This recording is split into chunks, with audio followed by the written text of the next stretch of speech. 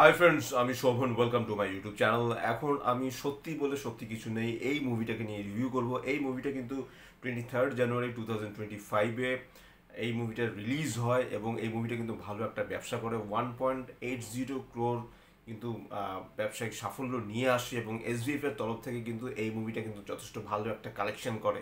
Directed by Srijit Mukherjee, যথেষ্ট ভালো মাপের একজন ডিরেক্টর। তিনি 2011 সাল থেকে সিনেমা আমাদের দিয়ে আসছেন এবং তিনি কিন্তু প্রমাণ করেছেন সে একজন ভালো ডিরেক্টর। এবং সত্যি বলে সত্যি কিছু নেই, এই মুভিটা ডিরেক্ট করে কিন্তু আবারও প্রমাণ করেছেন যে তিনি কত বড় মাপের একজন ডিরেক্টর। এই মুভিটা কিন্তু 18 এপ্রিল 2025-এ হইচই ওটিটি প্ল্যাটফর্মে চলে আসে। ডিউরেশনের কথা যদি বলি, 2 ঘন্টা 5 মিনিট এই মুভিটার ডিউরেশন।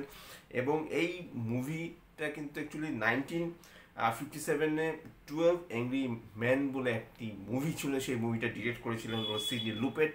সেই মুভিটা কিন্তু পরবর্তীকালে সেখান থেকে অ্যাডপ্ট করে এক রুকা হুয়া ফ্যাসলা নামে একটা হিন্দি চলচ্চিত্র হয়, যে মুভিটা কিন্তু 1989-এ রিলিজ হয়।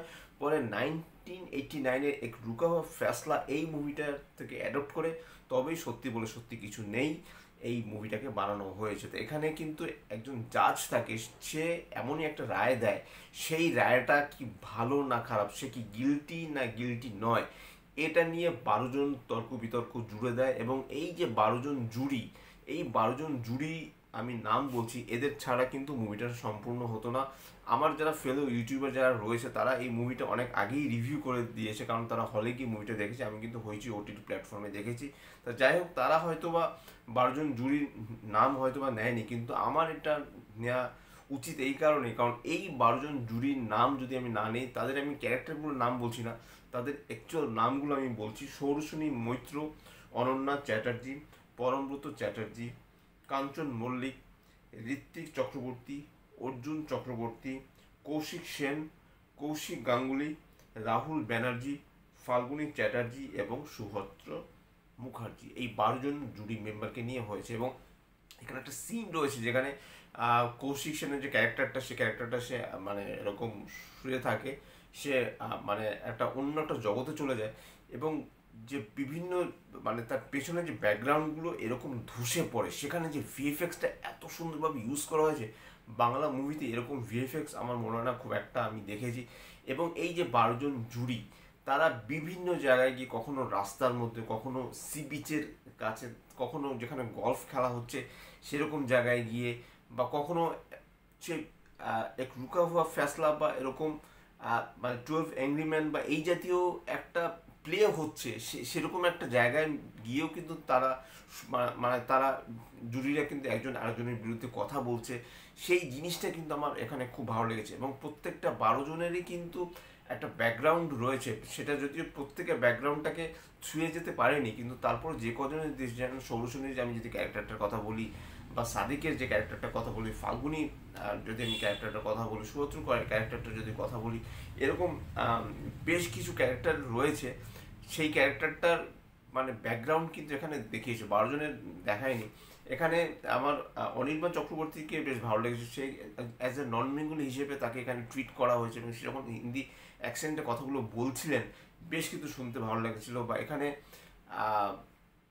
ট্রান্সজেন্ডারের একটা ভূমিকায় কিন্তু এখানে পরমব্রতকে অভিনয় করতে দেখা গেছে।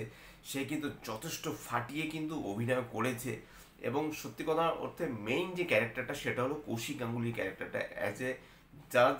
সে জাজ, সে কি রায় দিচ্ছে, তার রায়টা পক্ষে না বিপক্ষে, তার উপর বেস করে কিন্তু এই মুভিটা তৈরি হয়েছে। এবং আমার কিন্তু সিনেমাটা দুর্দান্ত লেগেছে। এবং এই যে যে রায়টা দিচ্ছে, তার যে ব্যাক স্টোরিটা, সেটাও কিন্তু খুব সুন্দরভাবে দেখানো হয়েছে। এবং বিজিএম দুর্দান্ত, গানগুলো বেশ ভালো, ডায়লগ নিয়ে তো কোনো কথা হবে না, স্ক্রিন প্লে যথেষ্ট টাইট, স্টোরিটা স্টোরি টেলিং যথেষ্ট যথেষ্ট ভালো।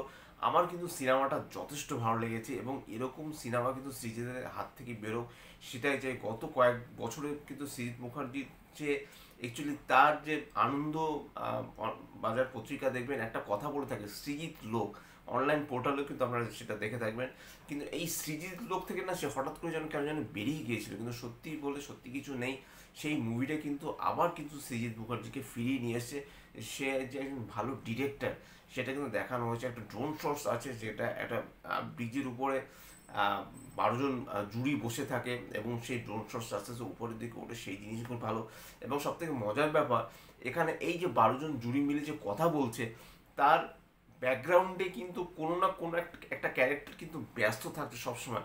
এই জিনিসটাকে কিন্তু এত সুন্দরভাবে দেখানো হয়েছে। এটা কিন্তু আমি বেলাইন বলে একটা মুভি এসেছিল কয়েক মাস আগে, তখনও কিন্তু আমি দেখেছিলাম যে একটা ক্যারেক্টার কথা বলছে এবং যেই ক্যারেক্টারটা আরেকটা ক্যারেক্টারের সাথে কথা বলছে, সেই ক্যারেক্টারটাকে কিন্তু সেই একই ফ্রেমে দেখা যাচ্ছে, পেছনে দেখা যাচ্ছে ক্যারেক্টারটা, সেই ক্যারেক্টারটাও কিছুটা কিছু একটা করছে। এবং এই যে দুটো ক্যারেক্টারকে একই ফ্রেমে নিয়ে আসা এবং তাদের যে তখন দেখাচ্ছিল বেলাইনে কিন্তু দেখেছিল একটা ক্যারেক্টার আরেকটা ক্যারেক্টারের সাথে যখন কথা বলছে সেটা একই ফ্রেমে নিয়ে আসা, কিন্তু এখানে কিন্তু একটা ক্যারেক্টার কথা বলছে, সেই ক্যারেক্টারই কিন্তু অন্য একটা কাজ করছে, কিন্তু সেই ক্যারেক্টারটার সাথে কথা বলছে না, কিন্তু অন্য একটা কাজ করছে। সেই জিনিসটাকে কিন্তু খুব সুন্দরভাবে দেখানো হয়েছে এবং প্রত্যেকটা ডিপার্টমেন্ট কিন্তু বেশ ভালো। এবং সিনেমাটা যেভাবে শেষ হয়, একদম শেষে গিয়ে যে একটা কথা হয়, বলা হয় হি ইজ নট গিলটি, কথাটা কে বলে সেটা আমি বলছি না, যেভাবে যখন শেষ হয় শেষটা অসাধারণ। এবং আমার কিন্তু সিনেমাটা খুব খুব ভালো লেগেছে।